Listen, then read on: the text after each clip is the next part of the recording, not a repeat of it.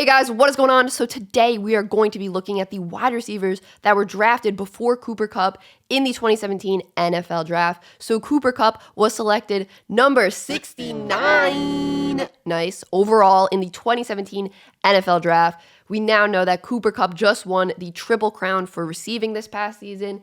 He had 145 receptions, 1,947 receiving yards, 16 touchdowns. He also was just the Super Bowl MVP and a Pro Bowler too, an Offensive Player of the Year and All-Pro. So yeah, a lot of accolades there for Cooper Kupp. Might have just had the best wide receiver season in recent history, maybe one of the best wide receiver seasons of all time.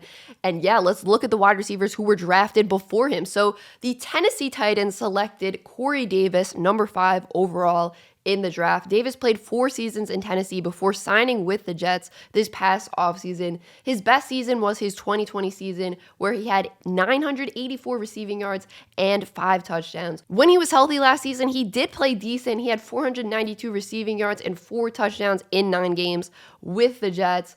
But he has never had an 1,000-yard receiving season or a season where he has had double-digit receiving touchdowns, which I think is kind of disappointing for a player who was selected in the top 5. At number 7 overall, the Los Angeles Chargers selected Mike Williams. So this season, Mike Williams really showed that he had some great deep ball chemistry with Justin Herbert, because Mike Williams really does excel in those jump ball situations. The 2021 season was his best season. He had 1,146 receiving yards and 9 touchdowns. He also averaged 71.6 receiving yards per game.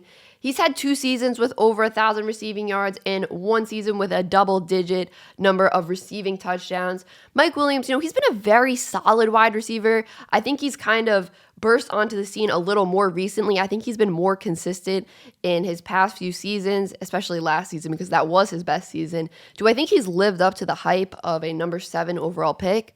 No, but if he continues to play the way he did last season, I think, he could live up to that hype more so, I guess you could say. Definitely a decent wide receiver, but I don't know if you're looking at this number 7 overall pick going, yeah, that was the pick. At number 9 overall, the Cincinnati Bengals selected John Ross. If you guys remember, John Ross broke the 40-yard dash record at the Combine.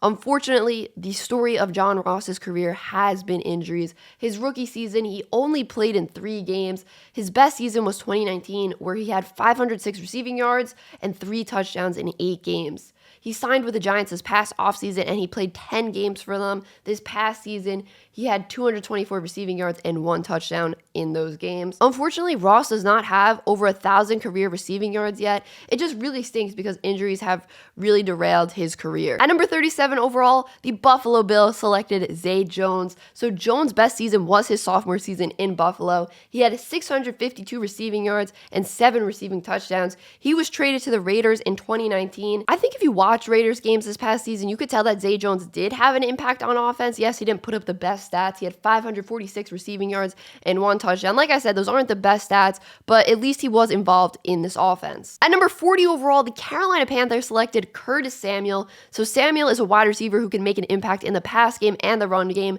because of his ability to carry the ball. His best season was in 2020 with the Panthers, where he had over 1,000 yards from scrimmage. He signed with Washington last offseason, but really didn't get to play a ton there because of an injury. He only played 5 games so far for Washington. At number 62 overall, the Pittsburgh Steelers selected Juju SmithSchuster. Juju really burst onto the scene his rookie season. He had 917 yards and 7 receiving touchdowns in his first season in the league. His next season was his best. He made the Pro Bowl after just a really, really outstanding season. He had 1,426 receiving yards and 7 touchdowns in that 2018 season.